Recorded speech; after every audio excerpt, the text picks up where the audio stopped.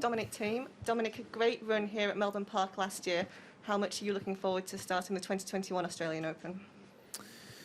Yeah, a lot, obviously. Last year, so great memories, hell of a run and hell of a tournament in general, just with last little step missing. But I always love to look back at the 2020 edition and can't wait that the tournament starts on Monday or Tuesday for me. And yeah, it's like now more than 3 weeks in Australia, so I'm more than ready that the tournament starts. Great. If you'd like to raise your hand, yeah. You've had a relatively low-key week this week. Is that how it's felt to you? And do you think that's been ideal for you to sort of focus on the 2 weeks coming up? It's been low-key, yeah, but if you see like the results of Matteo in the other two matches, he was playing in probably his best tennis, so that loss was fine. And then yesterday, unfortunately, Benoit had to retire, so I had two pretty quick matches. And yeah, but that's with the shorter version of the ATP Cup and everything. It was possible that this is going to happen, so I have to live with that and try to use these last 2 days of practice today and tomorrow to be as ready as possible on my first match. Yep.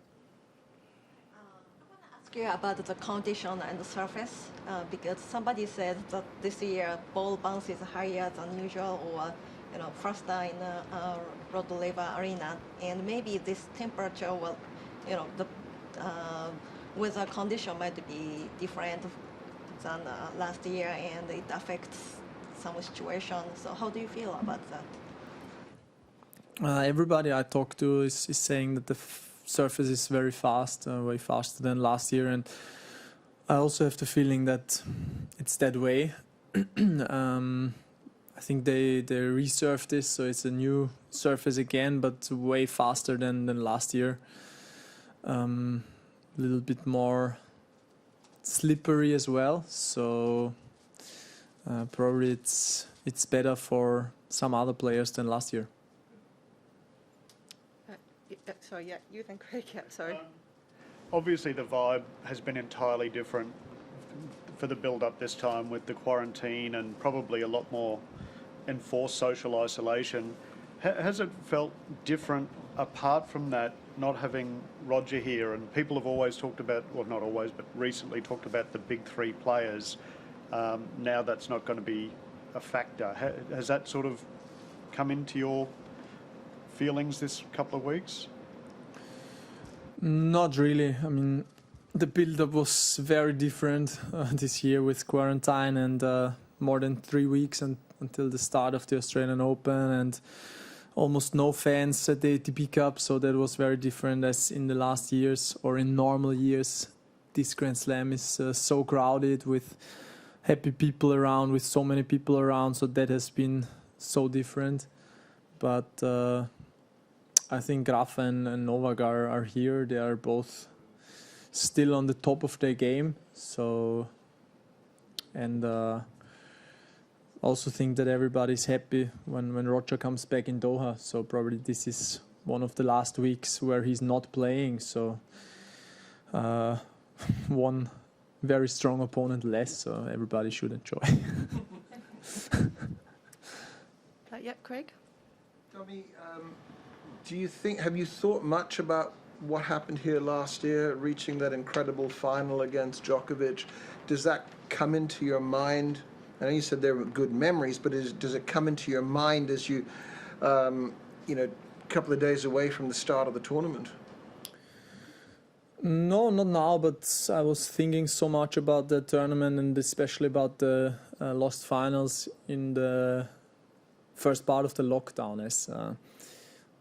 I was only playing Rio after here and then going to Indian Wells, and then the lockdown started. So especially the first 3-4 weeks, I had so much time to think about everything, to reflect on everything what was happening, and it was not a nice thought, because maybe it was the best tournament I've ever played. 6 amazing matches, especially quarters against Rafa and semis against Sasha.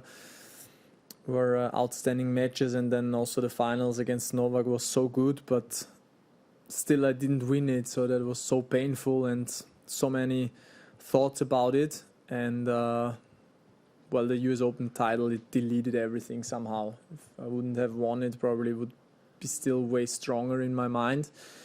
And but now I just try to recall all the positive memories and positive energy from last year, because as I said, it was a outstanding 2 weeks for me. Sorry, Aki. You just something interesting you just said. Do you think, had you not reached the final in Melbourne, you might not have won the US Open last year?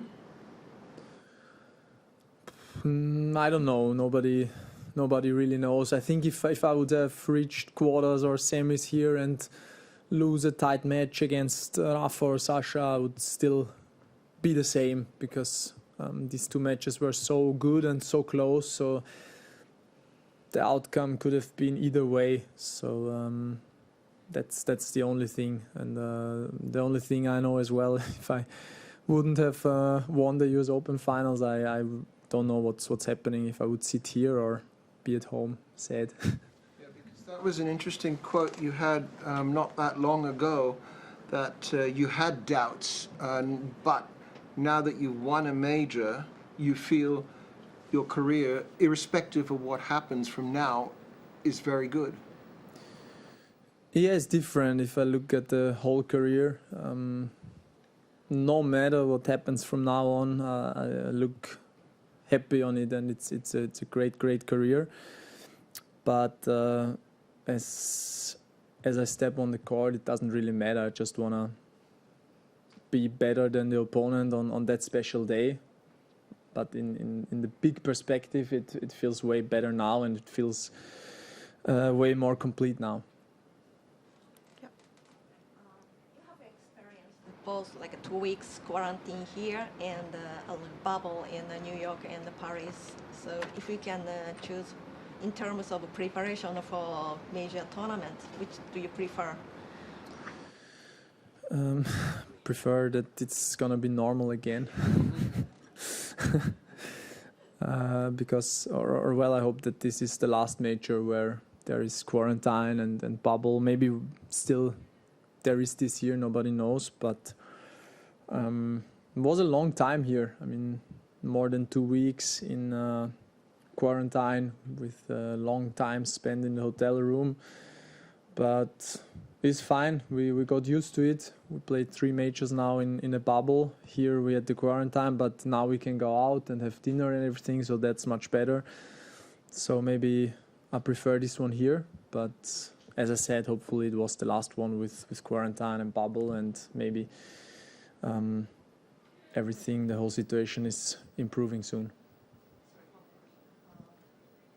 At this point, we don't know if the Tokyo Olympics is happening or not, but if it's happening, do you prefer to play, and what is your passion on the Olympics? Yeah, if it's happening, I want to play. Yeah, and like I changed a little bit my mind about Olympics when I saw it in 2016, and what it meant to the players to win a medal, and it's probably a big goal and a big wish for myself to win an Olympic medal, maybe this year or 24 in Paris. Any more questions in the room?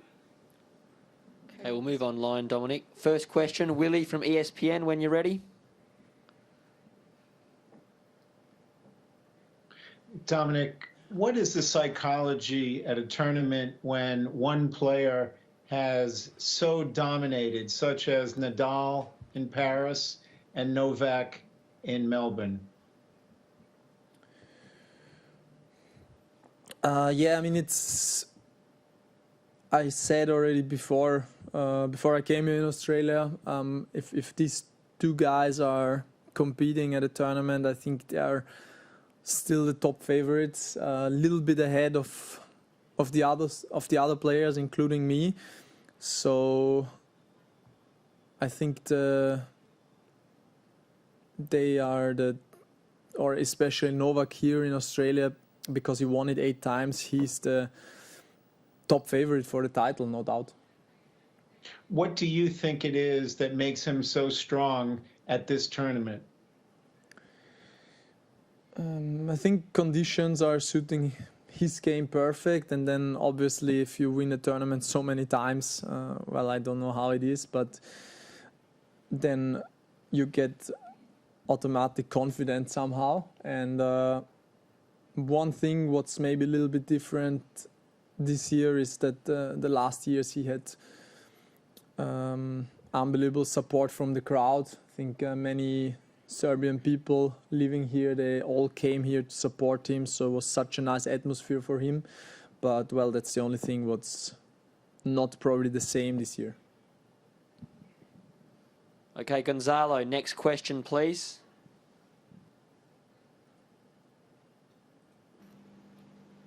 Hi, Dominic. Do you hear me? Yes. Yep. Hi, Dominic. I would like to ask you about your first opponent, Mikhail Kukushkin. It will be your first meeting. What do you think about this match? It's always very interesting to face somebody for the first time, as it doesn't happen that often anymore, because now probably I faced almost everybody from the top players, so he's one of the last ones I've never played. But I saw many matches of him, so of course I have an idea how he's playing. And but still, I'm gonna today and tomorrow gonna watch some videos, a little bit analyzing of his game, of my game, and then I hope that I'm prepared well for our first round.